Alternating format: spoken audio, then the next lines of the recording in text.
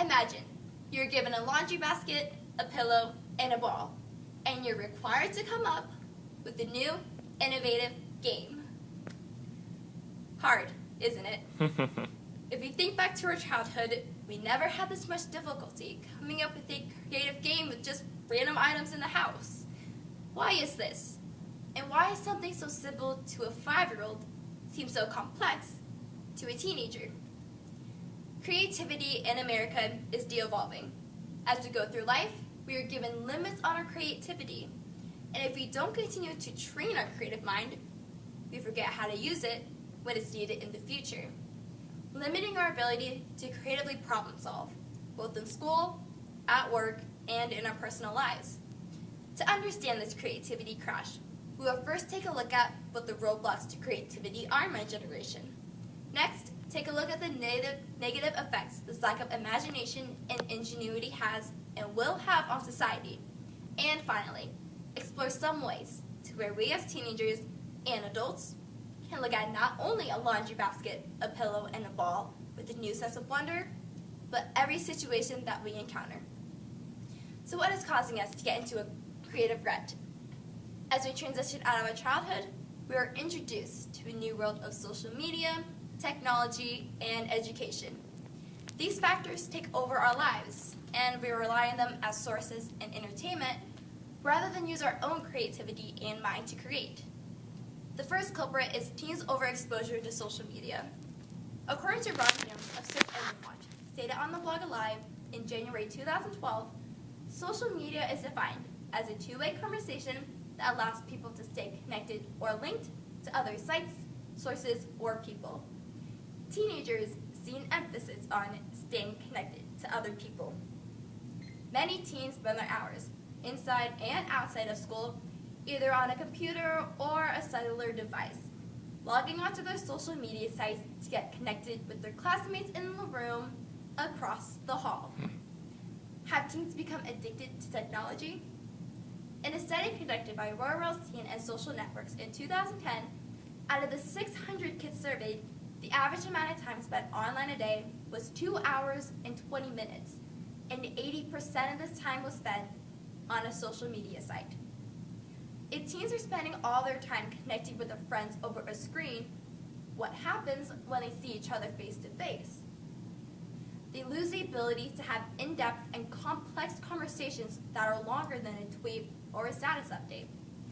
With Twitter and Snapchat as some of the most popular social media sites, teens are forced to limit the amount of words used when posting a tweet or sending a Snapchat. Liking a status, pinning someone else's project, or retweeting isn't creativity, it's regurgitation. Education based on a standardization of knowledge is our other culprit. During our childhood, we are given no limits to our imagination. However, as we transition into the educational system, we are given a set of rules and are forced to sit still for numerous hours. Through the years, we are educated out of our creativity. In our main classes of math, English, science, and history, we are given information, expected to memorize it, and then repeat it during our test. This is not considered learning. According to a chart made by the University of Central Florida, when we use memorization, we are unable to see how ideas apply to real-life situations and have difficulty problem-solving and thinking critically. When I attended a workshop this summer, we participated in many different group activities. In these activities, we were given a set of rules and what our end product had to be. This allowed us to be creative and think of the quickest or the most clever way around the rules to get where we needed to be. Education systems are set up the exact opposite of this. In science classes, during our lab experiments, we were given a set of rules and step-by-step instructions on how to get to our end product.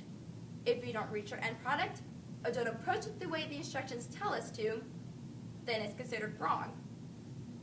This lack of creativity will only continue to decline through the years, without action, leading to many problems. If we take a look at the past few years, we can see that there haven't been many new inventions.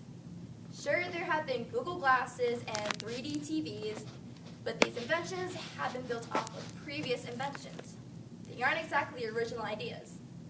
Peter Thiel, the founder of PayPal, an internet payment company, and the first outside investor in Facebook, told The Economist on January 12, 2013, that innovation in America is somewhere between dire straits and dead. Instead of climbing up the amount of innovation, we've hit a plateau.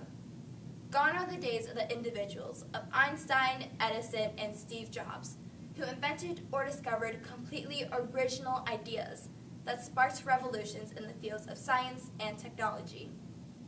In the next 50 years, my generation is going to have to confront many problems, such as the ever-changing economy, climate change, and an ever-aging population.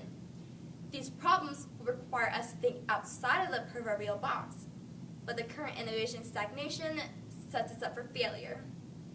Furthermore, this lack of creativity may be causing the right sides of our brain to atrophy. Newsweek, last updated January 23, 2014, explains that when confronted with a new problem, the left sides of our cranium grasp onto old information already stored and partners with its neighbor to the right, combining new ideas in order to create a solution. However, in an educational system that focuses on repetitive memorization of established content, rarely do we get the chance to give the right sides of our brain a high-impact workout. Rather than engage in intellectual Zumba, the right sides of our cranium turns it into a couch potato within the classroom. The Atlantic of March 25, 2011 explains that classes in science, technology, engineering, and math, commonly known as STEM, focus primarily on rote memorization of facts, formulas, and terminology. While these factors are the individual Lego building blocks we will need to build our tower, without the ability to creatively and abstractly think, these blocks are rendered useless since they can't be connected together. Therefore, STEM should have arts added to it to create the steam to power us to the next level of innovation, which finally leads us to our solutions. In order to steam forward with modern, innovative inventions, we must take steps to broaden our creative horizons. One of the steps we can take is by changing our school curriculum system. By changing the structure of our science and lab experiments, we are giving a student freedom to create new solutions and allowing the student to apply what they've learned in class. In a study conducted by the Torrance Test of Creative Thinking stated in Psychology Today, published on September 17, 2012, the scores of creativity tests collected over several decades from normative samples of school children in kindergarten through 12th grade began to decline somewhere between 1984 and 1990, and the numbers have continued to diminish ever since. According to Jonah Lehrer, the author of Imagine, How Creativity Works. Hold on. You can do it. Okay. And the numbers have continued to diminish ever since. Therefore, in order to get new creative inspiration for America, we need to allow more immigrants to get an education. According to Jonah Lehrer, the author of Imagine, How Creativity Works, immigrants have contributed greatly to America's new inventions. The U.S. Patent Office states that immigrants invent patents at double the rate of non-immigrants. Figures by the U.S. Patent Office also states that a 1% increase in immigrants with a college degree leads to a 15% increase in patent production. Therefore, expanding student visas will be very beneficial to America and its patent production. On a personal level, we all need to realize that creativity sometimes means having failures. As an artist, I can tell you that some of my early works might have earned a special place on my mom's fridge, but I've learned through trial and error, keeping the passion of my art alive, and have created some award-winning works. In an activity that values creativity, we Speech Geeks realize that our performances aren't based around just one tournament, but rather the growth and development over the course of a season, where we improve and have some of our best performances at the end. And we can apply this to any creative endeavor that we take. Creativity in America is de-evolving. As we go through life, we are given limits on our creativity. And if we don't continue to train our creative mind, we forget how to use it when it's needed in the future, limiting our ability to creatively problem solve, both in school, at work, and in our personal lives. However, we found that we can turn this trend around through personal and educational transformations. As author Joseph Chilton Pierce stated, to live a creative life, we must lose our fear of being wrong.